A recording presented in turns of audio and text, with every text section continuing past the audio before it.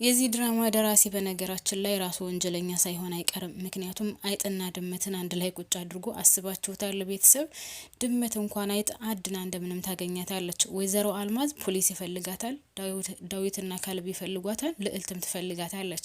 ነገር ግን እነሱ ክላስ ቁጭ ብላ ጭራሽ ረዳቷ ልጇ ልዕልት ሆና ተቀምጠዋል ማለት ነው። ሁለታቸውም አንድ ላይ ሆነው እያሴሩ እያለ ድንገት አበባ ከፍታ ትገባባቸዋለች። ድንገት አበባ ከፍታ ስትገባባቸው መግቢያ ቀዳዳው ይጠፋባቸዋል።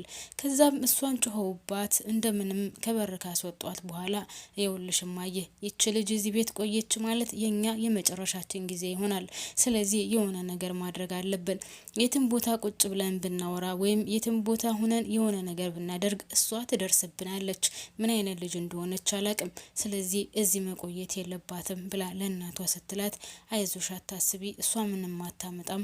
ይሄ ነገር ግን በጣም ከባድ ነው፣ ከተናገረችብን የመጨረሻችን ይሆናል እያለች ወይዘሮ አልማዝም ሰግታለች።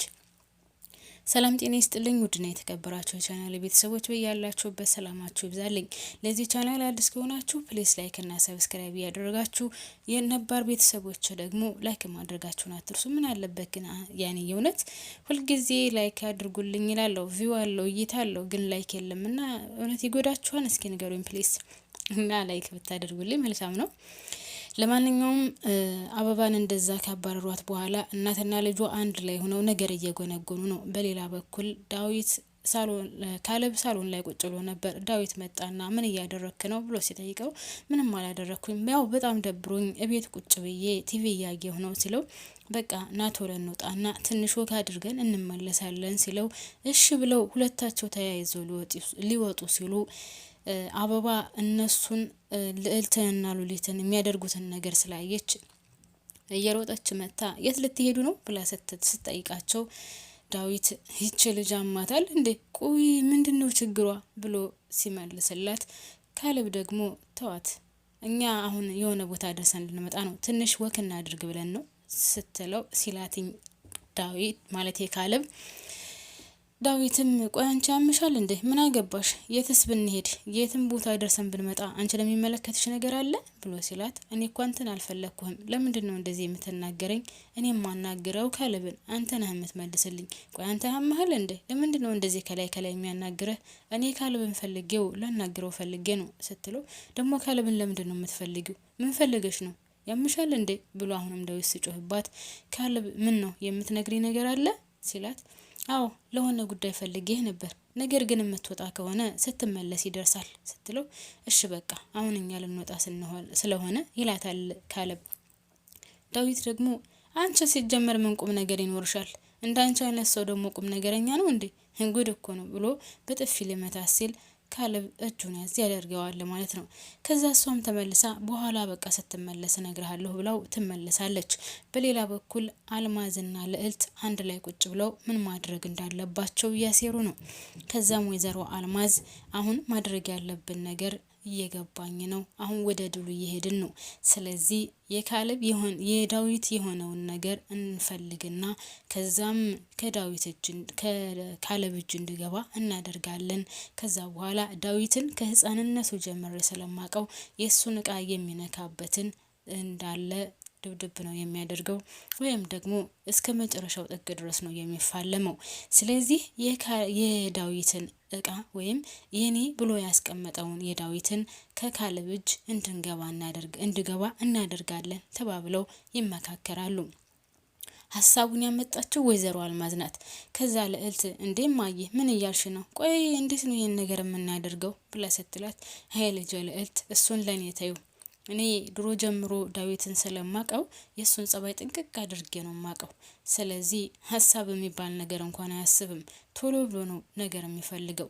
እናም የሆነ ነገር ከሱ እንፈልግና ለዳዊት እንዲደርሰው እናደርጋለን ስትላት ቆይ ታዲያ እንዴት ነው እንደዚህ የሚሆነው? በዛ ላይ ደግሞ እንዴት እናገኛለን የሱን እቃ ስትላት ከዛ ከክላሱ ገብተን እንበረብራለን። ከዛም ያገኘነውን እቃ በፖስታ አድርገን በመልእክተኛ አድርገን ለአባቱ የመጨረሻ ስጦታ እንደሆነ እናስልክለታለን ትላታለች።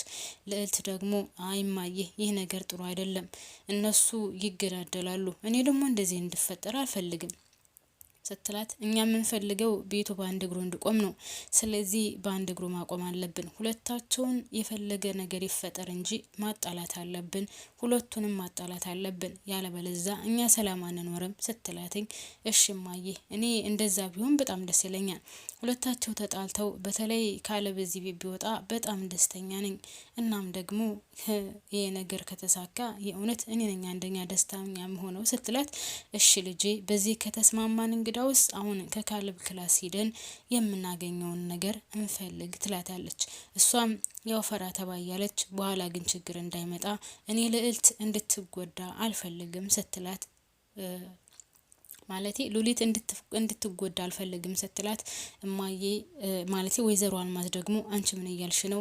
እኔ እስር ቤት ከምወረወር ልዕልት ብታዝን አይሻልሽም? ልዕልት ብትጎዳ አይሻልሽም? ስትላት እማዬ እኔ ልዕልት እኮ እንድትጎዳ አልፈልግም። ሁላችሁም ሰላም እንድትሆኑ ነው የምፈልገው። አንቺም የድሮዋ መልካማ ሰው ሆነሽ ሰላምሽ ተመልሶ ልዕልትም በሰላም እንድትኖር እፈልጋለሁ ስትላት ይሄ ነገር ሊሆን አይችልም። ይልቁንስ በቃ ከዚህ በኋላ ማድረግ ያለብን አንድና አንድ ነው ብላ ወደ ዳዊት ክላስ ይገባሉ። ወደ ዳዊት ክላስ ገብተው ሻንጣውን እንዳለ 2 ሻንጣ ነበረው። ሁለቱንም ሻንጣ አውጥተው ይበረብራሉ። ልዕልት በርብራ ምንም ነገር አላገኘችም። ነገር ግን ወይዘሮ አልማዝ ከአንዱ ሻንጣ ገብታ ስትፈልግ ቆይታ የሆነ ሀብል ነገር ታገኛለች። ልዕልት በጣም ተናዳ ነበር። ምንም ነገር ሳናገኝ ልንወጣ ነው ብላ።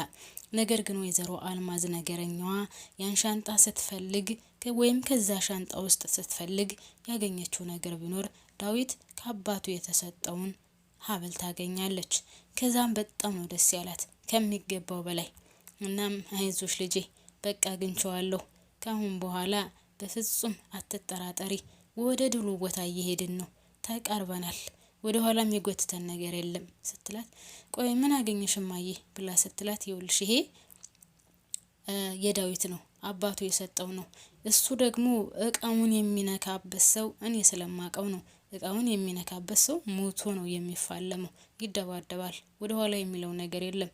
እኔ ድሮ ጀምሬ ስለማቀው ነው ብላ ለልዕልት ስነግራት፣ ልዕልት ደግሞ ቆይ ግን እኔ እማዬ ያልገባኝ ነገር የዳዊትን አባትና አንቺን ምን አገናኛችሁ? እኔ አልገባኝም። ምንድነው ነገሩ ብላ ስትጠይቃት አሁን ሊገባሽ አይችልም፣ በኋላ ይገባሻል።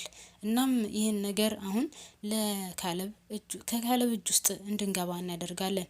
ይህ ስጦታ የመጨረሻ ስጦታዬ ነው የሚል ጽሑፍና ሰፈርና በሰው አድርገን እኔ የማቀው ሰው አለ። ከዛም ያን ሰውዬ ደውልለትና ለዛ ሰውዬ ትሰጪዋለሽ። ከዛም ያ ሰውዬ ለካለብ የመጨረሻ ስጦታ ከአባቴ የተሰጠህ ነው ብሎ ይሰጠዋል ትላታለች። እሷም እንደዛ ከሆነ እሺ በቃ አሁን ዳዊት የሚወጣበት ጊዜ ደርሷል እያለች በደስታ አብዳለች ማለት ነው። በሌላ በኩል አበባ በጣም ተጨንቃለች። ለማንም አልተናገረችም። ለካለብ ልትናገር ነበር፣ እሱም አልተሳካላትም። እና ምንድነው ማድረግ ያለብኝ? የዚችን የምስኪንና የዋህ ልጅ ሁኔታ ምን ማድረግ አለብኝ እያለች ግራ ተጋብታለች። እንደዛ ብቻዋን እያወራች እያለ ሉሊት ትመጣለች። ሉሊት ምን ሆነሽ ነው አበባ ስትላት አይ ምንም ምን ያልተ እንዴ ቆይ ምን ሆነሽ ነው? የተፈጠረ ነገር አለ? አባትሽ አልተሻላቸውም ስትላት አይ አባቴ ተሽሎታል፣ አባቴ ምንም ነገር አልሆነም ስትላት እና ምን ሆነሽ ነው ታዲያ?